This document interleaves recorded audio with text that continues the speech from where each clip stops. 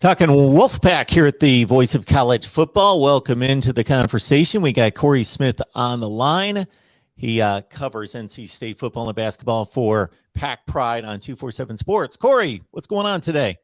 Doing well. How are you, Mark?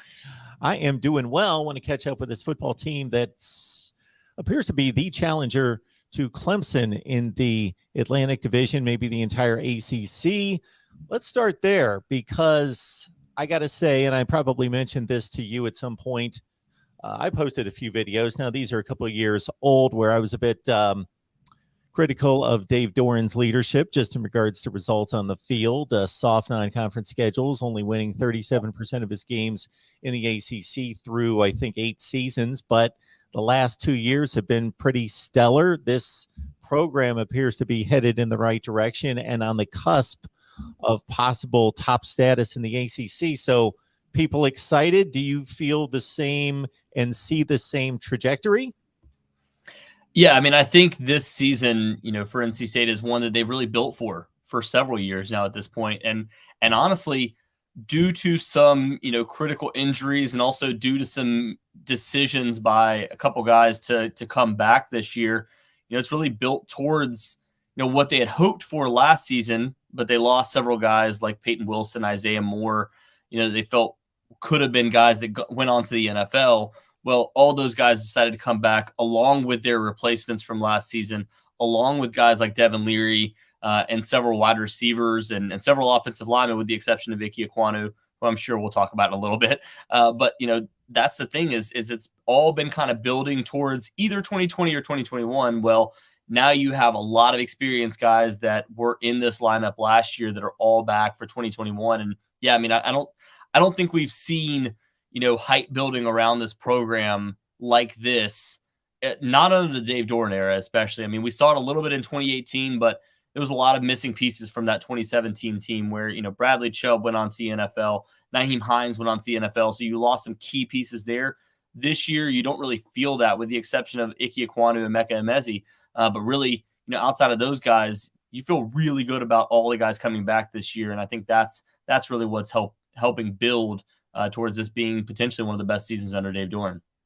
And it comes in conjunction with Clemson looking vulnerable, especially on offense. Of course, they're going to bring back one of the best defenses in the country, but them still trying to work out things along the offensive line and at the quarterback spot. So we'll start there with North Carolina State, even though this is the most sure position, well, relatively, on the field with Devin Leary, just in regards to his maturation, his development, coming off 35 TDs and 5 picks. He is got to be considered one of the 10 best quarterbacks in the country. One would think, right? I mean, we haven't, it hasn't necessarily been consensus. I mean, there's, you throw guys like Spencer Rattler in there, you throw guys like DJ Uiagalelei in there that we've seen. There's been some people that are still high on those players, and rightfully so. Obviously, they were, seen as big name players coming out of high school and guys that still have a chance to, emerge. But I think some people are overlooking the numbers that Devin Leary put up last year, the leadership that he showed last year. I mean, you mentioned the 35 touchdowns that broke Phillip Rivers's single season touchdown record at NC State. I mean, for people that don't know NC State, you know who Phillip Rivers is, and he put up massive numbers at NC State during his time, threw for 34 passes one season, and Devin Leary broke that last year, and that came with the first 2 games really him shaking the rust off. I mean, he faced USF on a Thursday night, didn't put up great numbers, threw it an underthrown interception in that one, and then the next game the entire team kind of laid an egg against Mississippi State in week 2. And then you saw the last 10 weeks of the season for him were some of the best that we've ever seen for any quarterback in NC State history. And they've got a lot of guys that have gone on to the NFL. So I think if you transition those last 10 weeks for Devin Leary onto this year, I mean, you could very easily see him passing for, close to 4,000, if not over 4,000 yards and more than, potentially getting up to that 40 touchdown mark, which I think is very achievable for him this season. So, Corey, when we look at the rest of the offense, what seems secure, what has been worked on and been the focus for the spring sessions, and what is still up in the air in regards to position battles? Yeah, I mean, if you're thinking of, the issues for NC State going into this year, Obviously, the running back position is one where they lost two guys, Devin Leary, or say Devin Leary, Zonovan Knight and Ricky Person both went on to the NFL. And then Emeka Emezi going on to the NFL as far as the wide receiver position. And then, like we said earlier, Ike Ekwonu. Starting at the running back position, as of right now, everything that we've heard is that Jordan Houston and Demi Sumo are the two guys that are at the top. Jordan Houston was a guy that started multiple games as a freshman back in the 2019 season. Zonovan Knight being injured that year a couple games, and then obviously Ricky Person missing several games that year. Once those two were healthy the last two seasons, they kind of took over the bell cow back spots. Jordan Houston came in as an all-purpose back to NC State, has a chance to really show that this season. Played a lot on special teams last year, but he's a guy that has a chance to really emerge in this offense. And as we said, all-purpose back, another opportunity for Devin Leary to throw the ball a little bit more to his running backs between him, Demi Sumo, and a guy like Michael Allen, who comes in as a 4-star running back out of Rose High School in Greenville, North Carolina. All three of those guys can catch the ball out of the backfield, so I expect to see them throw the ball a little bit more, use those guys as a safety valve, and get them in open space where they can really create in the receiving game as well. So I think if you're talking about where those guys stand, Jordan Houston probably 1A, Demi Sumo 1B, and then as your third option being Michael Allen out of that backfield. I would put Delbert Mims in there too in short yardage situations. He's a bigger back, but those are the guys that I'd be looking at there. And then as far as the wide receiver position, you have guys like Devin Carter, who caught the touchdown in the Clemson game in double overtime. You have Thayer Thomas, who's both of them been reliable receivers for NC State for years. But then, outside of that, it's been a question mark. Who is going to be your third receiver? They've moved Thayer Thomas a little bit outside. Anthony Smith has been another guy that's moved outside that caught a big touchdown in the spring game. We saw him kind of emerge, but the hands really needed work, and that's something that we've heard a lot about this offseason is how much he's improved those hands. He has great speed, but in order for you to have a home run hitter, he's got to be able to catch the ball too. So that's something that he's improved a lot this offseason, and we'll see where that is.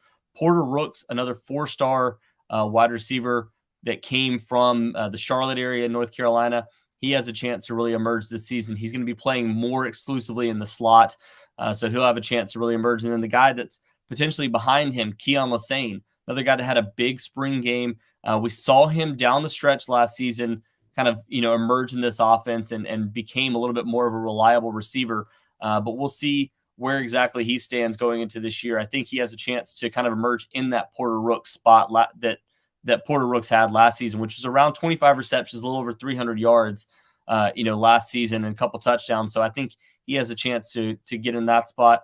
And somebody that we're not even talking about after the spring game is the tight end position that we saw last season really emerge. Trent Penix being kind of that H-back role. Christopher Tootle, neither one of those guys played in the spring game. So we expect to see them, take on a little bit more. And the last position of a question mark on the offensive side of the ball was, after losing Ike Ekwonu, a guy that has a chance to be a top 5 overall pick in this year's draft.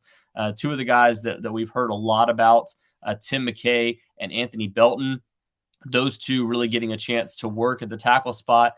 And then Bryson Spees, during the spring game, slid inside at the guard spot. I expect to still see him at the tackle spot. Those three guys are going to be battling for 2 different spots, one at right tackle, one at left tackle. But I expect to see that get figured out. I think Anthony Belton really has a shot to really push for, if not a starter role, being the flex tackle at both of those spots as a guy that's the second year in the program. And we've heard a lot about him emerging this offseason.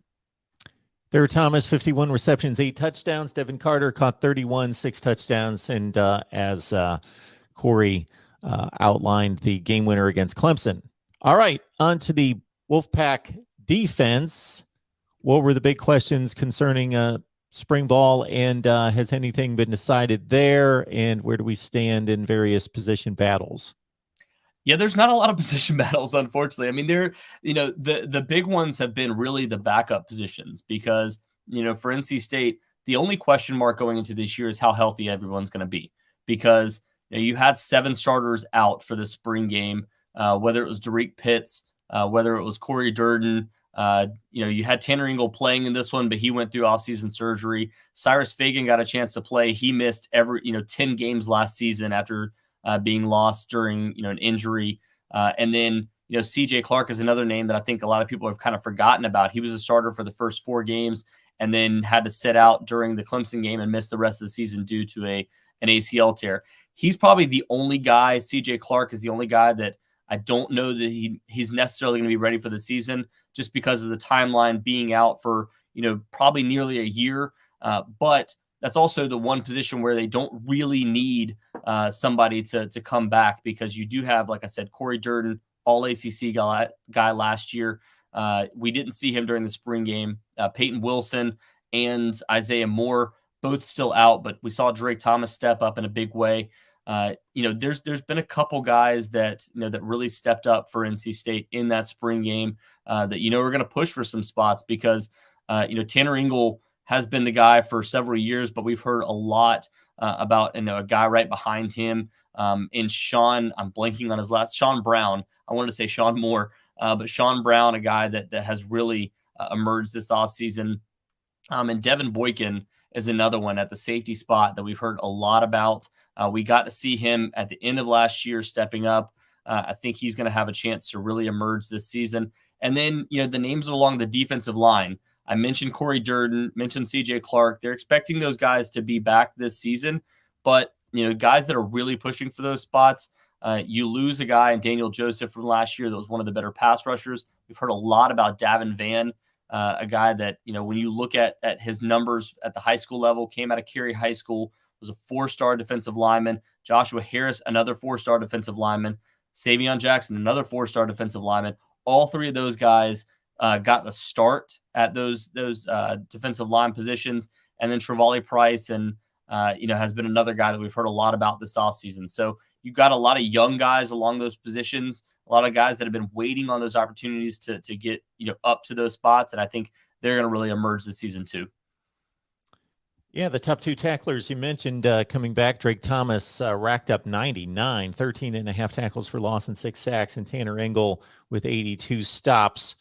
So a lot of coaches out there, Corey, during spring practice have been pretty open about the process once the spring sessions are over, getting together with players, letting them know where they stand. They can pretty much see it on the depth chart and, based on the reps in practice and so forth, about going out, getting into the transfer portal. As Dave Doran made that known, do you expect a lot of turnover possibly there? I don't know that you're going to see a ton of turnover. As of right now, NC State is they have about 90 guys on scholarship.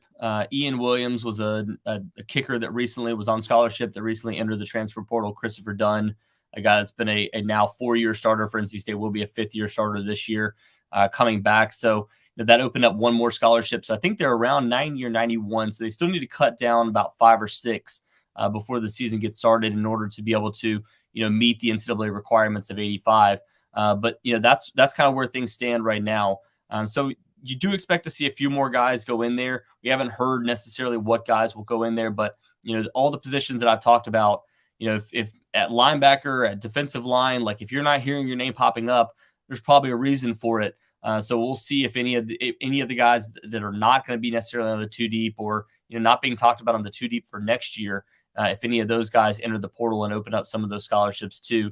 But yeah, I mean, basically the only thing that Dave Doran told us after the spring game ended, there was a couple questions about that, like what is the process going to be like now? And he said, the big thing is these guys know where they stand. Like our guys know if you're probably going to be on the 2 deep, or you're competing for it next year, you'll be on the scout team this year, and the fact that they have a ton of experience. So there's a lot of guys that are probably going to try to stick with the program, because they know that, look, there's 10 guys on the defensive side of the ball that are probably going to max out after this year and either look to go to the NFL or in their college careers. On the offensive side of the ball, there's a lot of guys along the offensive line, at the wide receiver position, Devin Leary, all looking to try to go to the NFL next year. So while there's a lot of attrition across college football, there's a lot of guys on this roster that are going, hey, I've still got a shot, not maybe this year, but I've got a shot for next year to try to get there. So you're probably going to have a lot of guys that are going to try to create that logjam and stick around, but we'll see, exactly what the future holds.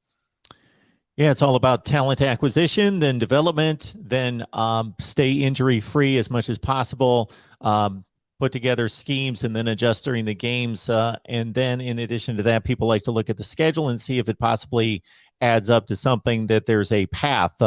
You would think that a win over Clemson would equal the Atlantic Division, but of course, Wake Forest had a pretty good break in their schedule, took advantage of it, won the head-to-head matchup against the Wolfpack. So right now we're looking at Virginia Tech and, of course, North Carolina as the crossover games. It's going to be fascinating because Clemson is that huge favorite nationally. If you look at FPI and all of that, I don't necessarily see it quite that way. I think NC State's pretty well primed to take a shot. Yeah, this is setting up very similar to the 2018 season, I want to say, where NC State was in a really good spot, going into that first 4 weeks. They had played extremely well. And then they're going into Clemson, and there's some question marks around Clemson. Like, hey, does Clemson have it this year? Are they going to be able to put it all together? They got this guy in Kelly Bryant that's not, isn't, adding up, and he's going to enter the transfer portal. He entered the transfer portal the week before they played Georgia Tech, and, Trevor Lawrence got hurt. And, is this Trevor Lawrence guy really that good? He comes out and throws it all over the yard, has the best game, one of the better games of his college career, and we know how many good games he had over his college career. They go on to win the national championship that year.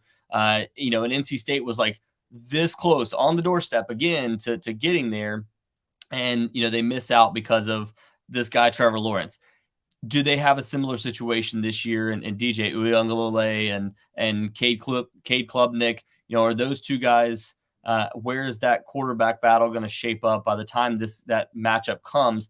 And can NC State feast on that opportunity? Because we know how good Clemson's been, at home throughout the season, or throughout the last several seasons. So for NC State, it's about winning the first 4 games, because ECU on the road is going to be a tough matchup, probably a night game, I would assume. And then you go 2 weeks later, you have Texas Tech coming into town at home.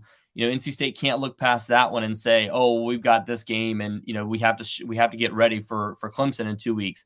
No, you've got to win that game too. Go 4-0, get yourself potentially inside the top 15, top 10 at that point, and set up for a really big matchup, on the road against Clemson. And yeah, I mean, that sets up a path, because if you can win that game, you can find a way to somehow go into Death Valley, win that game, move out of that one 5-0. Then you have a really good shot to run the rest of the ACC and try to get to the ACC championship game. But as we saw last year, doesn't always necessarily add up. You have to win that game and then keep going. You can't just win that game and then go on the road and lose to Miami, and then go on the road and lose to Wake Forest. You have to be able to win those games outright too. Yeah, it's a tricky conference when it comes to this. The Clemson game's circled, obviously. Wake Forest is circled to a certain extent because of what happened last year. But the ACC is just got that thick layer of top 30 to 50 teams in the country. Boston College, Virginia Tech, Louisville, on down the line, that North Carolina State should be a pretty solid favorite against. But, hey, if you look past them, if the things, especially on the road, don't go your way, then you can trip up against probably 6 or 7 teams on the schedule. So that's just the way it adds up there.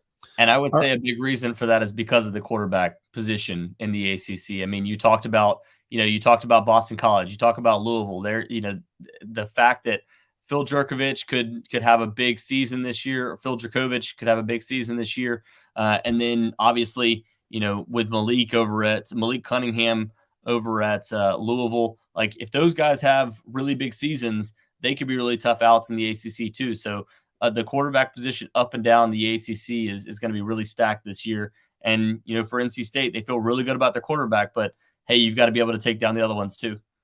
Yeah, I certainly thought it was the best quarterback conference in the country last year. Pickett's gone, Howell's gone, but still their replacements are going to be decent, and all the guys that you mentioned as well. Corey Smith, Pack Pride, catches work right there, covering NC State football and basketball and taking everyone on through the summer toward August camp. Corey, we appreciate you stopping by and setting things up for us. Appreciate it as always, Mark.